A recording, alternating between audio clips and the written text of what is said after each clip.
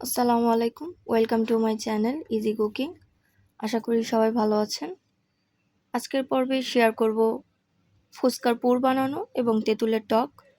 আমি যেভাবে বানাই ঠিক সেভাবেই পুরোটাই শেয়ার করব আপনাদের সাথে।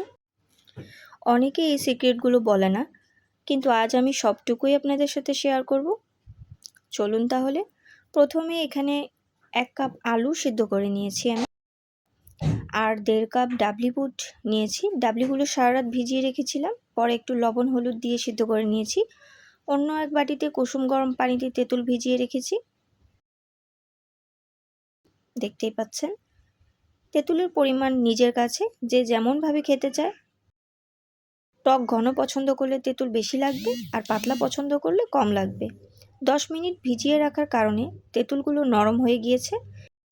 এখন চটকে নিতে সুবিধা হবে। তেঁতুলের মাড়টা বের করে নিব। তেঁতুলের মাড় বের করে নিয়েছি, এখন একটা ছাঁকনি দিয়ে ছেঁকে নিব যাতে বিচিগুলো আলাদা হয়ে যায়। এখন এতে আরও পানি মিক্স করব। দিয়ে দিচ্ছি 1/2 চা চামচ বিট লবণ ও 1 চা চামচ খাবার লবণ। 1/2 চা চামচ টেস্টিং সল্ট দিয়ে দিচ্ছি।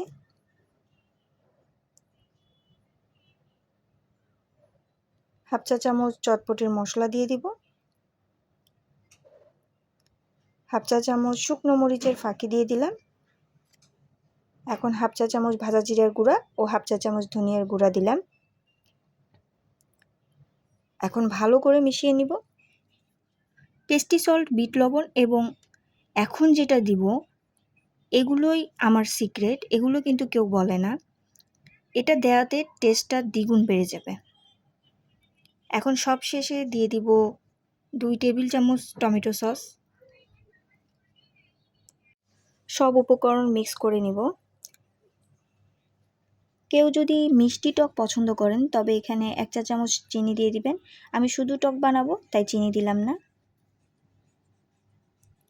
একবার আমার এই রেসিপি ফলো করে বাসায় বানিয়ে দেখুন, খেলেই বুঝবেন কতটা মজা। তখন আর বাইরে যেতে হবে না, মন চাইলেই ঘরে বানিয়ে খেতে পারবেন। এখন সেদ্ধ আলুগুলো চটকে নিলাম, এতে ডাবলিগুলো ঢেলে দিলাম। আমি একটু আলুর থেকে ডাবলির পরিমাণটা বেশি নিয়েছি, আমার ডাবলি খুব ভালো লাগে তাই। এখন এতে পেঁয়াজ কুচি ও কাঁচামরিচ কুচি দিয়ে দিব।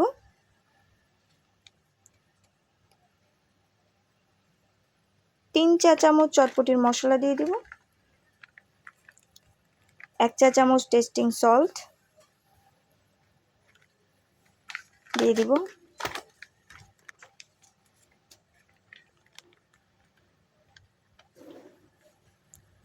হাফ চা চামচ বিট লবণ দিয়ে দিলাম। 1/2 চা চামচ ভাজা জিরার গুঁড়া ও 1/2 চা চামচ ধনিয়ার গুঁড়া দিয়ে দিলাম। এখন 1/2 চা চামচ শুকনা মরিচের ফাঁকি দিয়ে দিচ্ছি।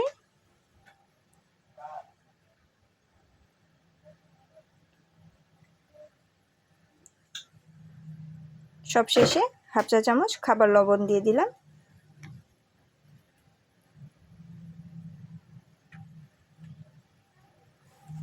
এখন ভালো করে চটকে চটকে চামচ দিয়ে মেখে নিতে হবে।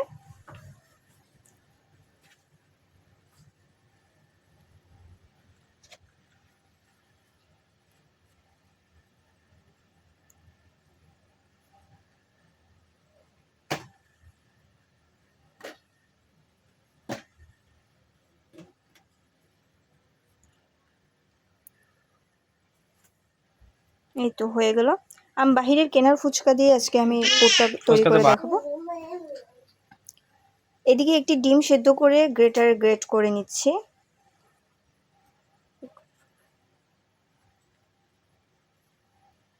এখন ফুচকায় পুর ভরে পরিবেশন করে দেখাচ্ছি। বাইরের ফুচকা খাওয়া কিন্তু অস্বাস্থ্যকর। একটু কষ্ট করে ধৈর্য ধরে ঘরে বানালে যেমন খেতে মজা হবে, ঠিক তেমন যত খুশি খেতে পারবেন, আর স্বাস্থ্যকর তো বটেই। আমার এই রেসিপিটি কেমন লেগেছে তা জানাবেন, এবং কোনো প্রশ্ন থাকলে প্লিজ কমেন্ট করবেন। আর যদি ভালো লাগে তবে লাইক, শেয়ার ও সাবস্ক্রাইব করতে ভুলবেন না। সবাই ভালো থাকবেন। আল্লাহ হাফেজ।